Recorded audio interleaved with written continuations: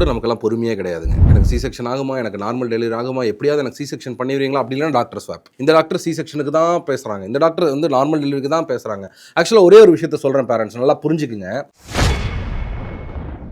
நம்ம சி செக்ஷனுக்கா இல்லை நார்மல் டெலிவரிக்கா அப்படிங்கிற ஒரு விஷயமே புஷ் ஆக போகிறதோ இல்லை வந்து உங்களுக்கு தெரிய போகிறதோ டுவர்ட்ஸ் த லாஸ்ட் ட்ரைமிஸ்டர் தான். நம்மளோட பிளசன்டல் பொசிஷன் எப்படி இருக்குன்னு தெரியணும், ஹைப்பர்டென்சிவ் டயபெட்டிக் இந்த மாதிரியான கண்டிஷன்ஸ் இருக்கான்னு தெரியணும், ப்ரீவியஸ் எல்எஸ்சிஎஸ் நடந்திருக்கா, அந்த ப்ரீவியஸ் எல்எஸ்சிஎஸ் 2 வருஷத்துக்குள்ளே இருந்துன்னா அந்த ஸ்காரோட திக்கனிங் எப்படி இருக்குது, இந்த மாதிரி மல்டிபிள் ஃபேக்டர்ஸ் தான் உங்களுக்கு சி செக்ஷன் நடக்க போதா இல்லை நார்மல் டெலிவரி குழந்தை பிறக்க போதாங்கிறத முடிவு பண்ண போகுது.